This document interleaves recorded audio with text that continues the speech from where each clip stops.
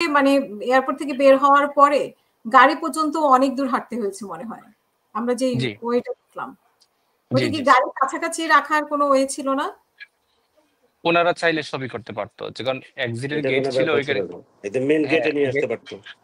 হ্যাঁ, গাড়িটা মেন গেটে নিয়ে আসতে পারতো এবং একবারে কুইক গাড়িতে ঢুকাইতে পারতো, কিন্তু ওরা নিয়ে গেছে টার্মিনাল এই লটে, এই গাড়ির লটে। ওই যাওয়ার সময় ওই ওরা দেখতেছে যে ওরা আক্রমণ করতেছে, তার মধ্যে নিয়ে যাচ্ছে। এটা একটা কমন সেন্সের ব্যাপার ছিল যে একজন আক্রমণ করতেছে ওর ভিতর দিকে নিয়ে যাবেন, এত তো কম ব্রেনের লোক, মানে মানুষ আল্লাহ বানান নাই আর কি।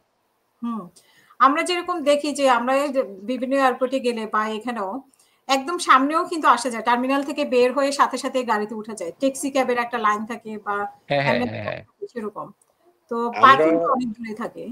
আসলে আমরা মানসিকভাবে প্রস্তুতি নিয়েছিলাম যে এই ধরনের ঘটনা ঘটবে। এর আগের দিন যেহেতু জ্যাকসন হাইটে যে একটা হয়েছে, তা আমরা মানসিকভাবে প্রস্তুতি আছি, সবাই প্রস্তুতি আছে যে আমরা এরকম সংঘর্ষ হবে, আমরা এটার প্রতিবাদ অবশ্যই করব, আমরা কঠোর জবাব দেব। আমাদের বলতেছি না, ওরা আসলে কখনো যুক্তরাষ্ট্রে আমি আসার পর থেকে আমি একটা দিনও মিস করি নাই, সবসময় একদম আমি বাবা আছে, আপনারা জানেন কিনা। আবার আমি এর ভিতরে একটা কথা বলি যে এখানে যে আন্দোলন হয়েছে আমেরিকাতে, সে আন্দোলনের সর্বপ্রথম উদ্যোগ আমি নিছি। আমি এখান থেকে যুক্তরাষ্ট্রে 17 জুন আমি এই আন্দোলন সর্বপ্রথম আমি শুরু করছি থেকে। তো যাক আলহামদুলিল্লাহ, এরপরে যে আপনারা দেখবেন হাইলাইট যে টি শার্ট পরা সাদা যদি দেখেন আর কি ইয়াতে, সবগুলো এগুলো আমি তৈরি করছি। আর এই আন্দোলন সংগ্রামের ক্ষেত্রে তারপরে যেদিন হাসিনা গেছে, আমি সবচাইতে বড় মিছিল আয়োজন আমি করছি। তারপর আমরা একটা আমরা গরু জবাই দিছি, মানে বিশাল বিশাল ভাবে আমরা সব আনন্দিত। বা হাসিনা সরকার গেছে, আসলে আমি দীর্ঘদিন লাঞ্ছিত। 2009 সাল থেকে আমি বাড়িতে যাইতে পারি না এক রাতের জন্য। আমার মামলা ছিল না, 2013 সালের পরে আমার 4টা মামলা হয়েছে। আমি 2016 সালে 21 সালে দেশে আসছি। আমি ঢাকা থাকতাম, আমি প্রথমে বাড়িতে যাইতে পারতাম না। তো এখন আওয়ামী লীগের একজনকে আমি আরেকজনের মাধ্যমে জিজ্ঞেস করলাম আর যে আসলে আমরা তো আমি তো এলাকা থাকি না, বা এলাকার এগুলো কোনো কিছুর সাথে জড়িত না, তো দেশে তো ওরা বলতেছে যে দেশে তো আছি, মামলা খাইতে হলে কি ইয়া যাইতে হইব। আমি ফরহাদ ভাইকে এটা কোয়েশ্চেন করতে চাই যে আপনি তো দেখেছেন যে মির্জা ফখরুল সাহেবকে ওরা কিভাবে গালাগালি করতেছিল, কিভাবে এই ফখরুল বলে কথা বলছিল, আপনি তো দেখছেন তো এটা? জি জি।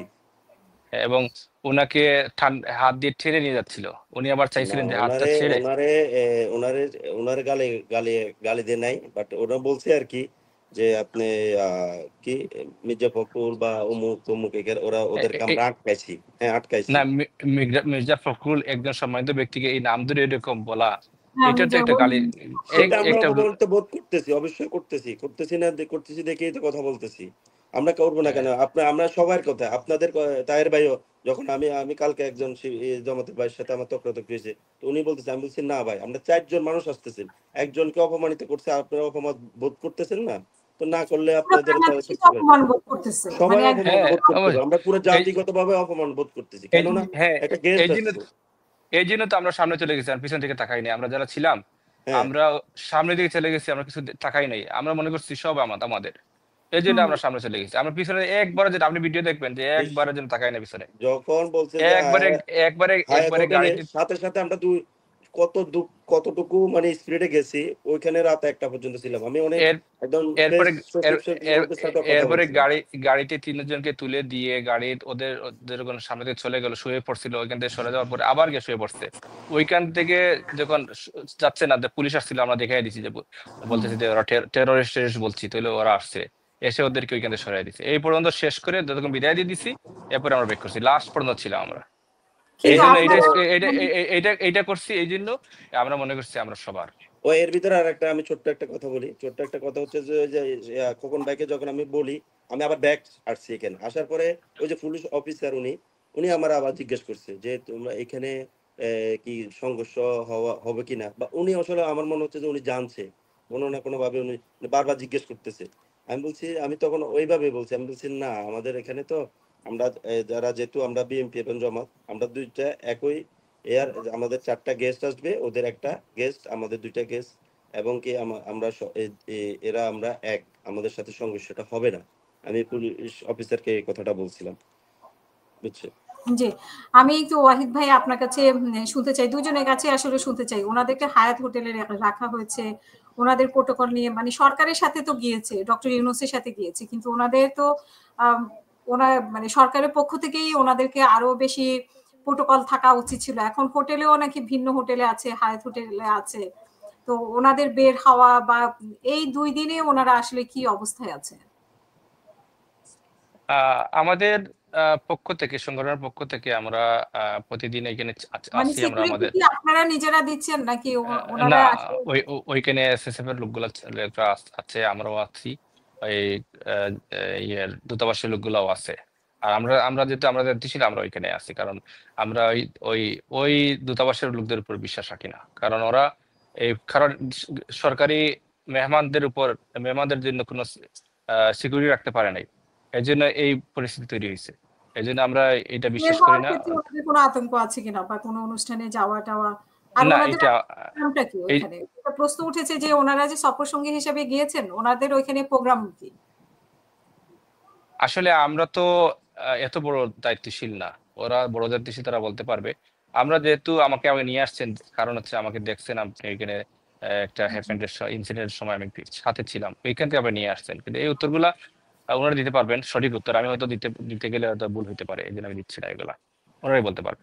এমনিতে মানে ওনাদের কোথাও যাওয়ার ব্যাপারে কোনো সিকিউরিটি এখনো তো হামলা করতে পারে, কারণ যেহেতু আওয়ামী লীগ চোখে রাখছে ওনাদেরকে। তো সেরকম ওনারা কি বের হন কিনা?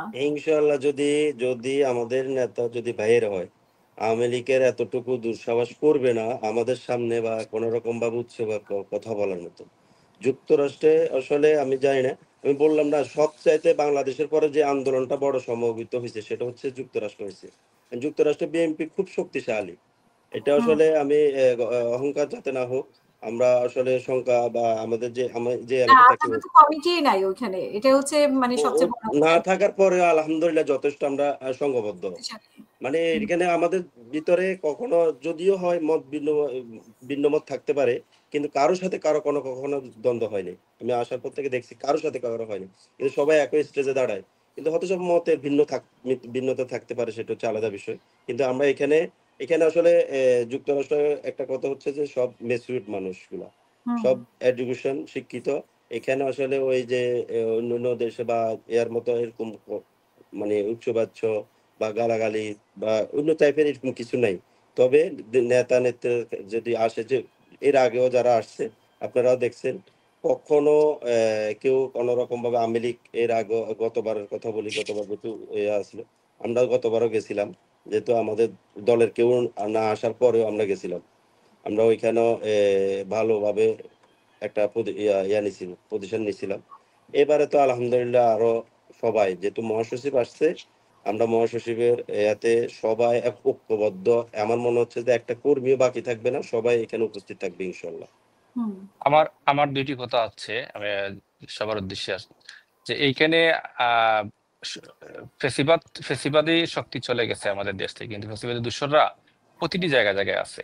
যদি এইখানে ডক্টর ইউনূস সাহেব এই আমেরিকার এমবেসি বা কনসুলেটের যে ফেসিবাদী যে দূষর যদি না সরাইতেন, তাহলে এই কাণ্ডগুলো হইতো না। এই যারা আছে, গোলাম মুর্তজা সহ রেল স্টেশনের 1900 যারা ছিল, সবাই হচ্ছে এদের দূষর। ওরা পরিকল্পিতভাবে এই ঘটনা ঘটে আমাদের দেশের সম্মান ইজ্জত নষ্ট করছে। এটা হচ্ছে একটা কথা। ওদের আমরা তদন্ত করে দৃষ্টান্তমূলক শাস্তি করে ওদেরকে ওইখান থেকে সরাই দেওয়ার দাবি জানাচ্ছি, নাম্বার 1। আর নাম্বার 2, যেহেতু ফরহাদ ভাই এখানে আছে, উনি দেখছে সবকিছু, আমরা আসলে কারোর জন্য মানে মানে কাউকে দেখানোর জন্য এখানে যাই নাই। এইটা একজন বাংলাদেশপন্থী, জুলাইপন্থী এবং মানুষ হিসাবে আমরা গেছি এখানে। কিন্তু আমি অত্যন্ত দুঃখ পেয়েছি যখন বিএনপির লিডার রিজভী সাহেব বললেন যে ওনাদেরকে কিছু হয় নাই, কেউ ওনাদেরকে হেল্প করে নাই, চাক্ষুষ প্রমাণ থাকা সত্ত্বেও। এই জন্য আমরা অত ব্যথিত হয়েছি। আমাদের কোনো কৃতজ্ঞতা জানার আমরা প্রয়োজন মনে করি না, আমরা সবার জন্য করতে চাই।